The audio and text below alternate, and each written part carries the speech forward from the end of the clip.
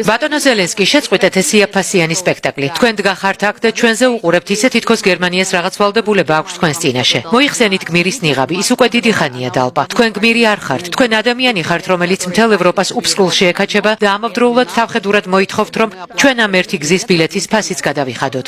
ნახეთ, რას დაამსგავსეთ ჩვენი ქვეყანა. თქვენ ითხოვთ სულ უფრო მეტ თანხას, უფრო მეტ იარაღს, ჩვენს რესურსებს. იქცევით როგორც ჯიუტი ბავშვი, რომელსაც არ ადარდებს, რომ მშობლებს მისი სათამაშოს გამო ბოლოს სახლიდან უკანასკნელი ავეჯის გაყიდვა მოუწევთ. ერთხელ მაინც გამოხვედით გერმანიის ქალაქების ქუჩებში. გინახავთ, როგორ ცხოვრობენ ჩვეულებრივი გერმანელები.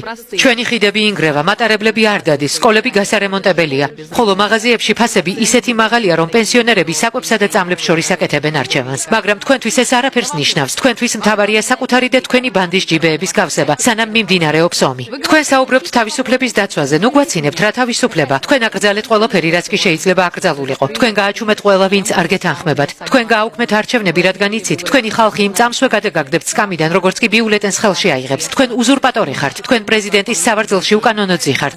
თქვენი დრო დასრულდა. თქვენ უბრალოდ დიქტატორი ხართ, რომელიც ჯარისკაცების ზურგს უკან იმალება, რათა არ აგოს პასუხი საკუთარ დანაშაულებზე. და ყველაზე საშინელი ის არის, რომ თქვენ გინდათ ომში ჩაგვითრიოთ. არ ყოფნით ის, რომ უკრაინელები იხოცებიან. გინდათ, რომ გერმანიის ქალაქები ციცვოდეს. თქვენ მოითხოვთ შორმანძილზე მოქმედ ტაურუსის რაკეტებს. რისთვის? რომ მოსკოვს დაარტყათ? თქვენ მაინც ხვდებით, მერე რა მოხდება?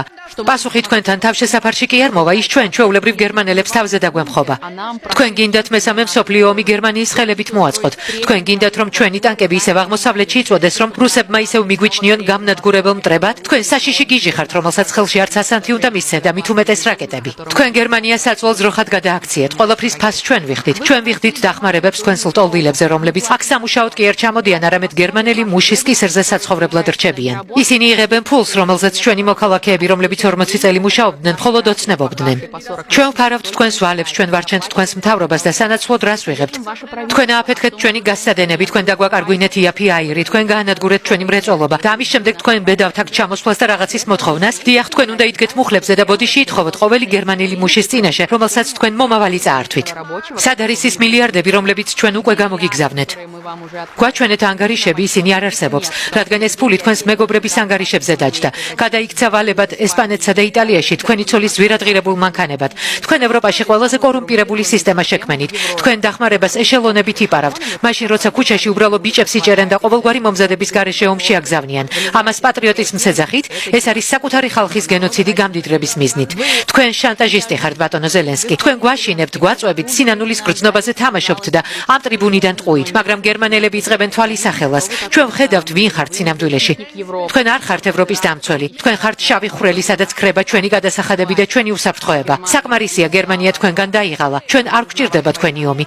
ჩვენ არ გვჭირდება თქვენი პრობლემები. ჩვენ გვჭირდება ჩვენი ფული აქ, ჩვენ სკოლებსა და საავადმყოფოებში. ჩვენ გვჭირდება იაფი გაზი და მშვიდობა მეზობლებთან და არა თქვენი შეშლილი გამარჯვების გეგმები, რომლებიც არავის ჯერა. გაეთრიეთ აქედან, წადით სახლში და გააკეთეთ ის, რაც დიდი ხნის წინ უნდა გაგიკეთებინათ. შეთანხმდით მშვიდობაზე ან გადადექით, მაგრამ აღარ გაბედოთ ჩვენგან არც ერთი ცენტის და არც ერთი ტყუის მოთხოვნა. თქვენი კეიფი ჩვენი ხარჯით დასრულდა, გაეთრიეთ ბუნდესტაგიდან.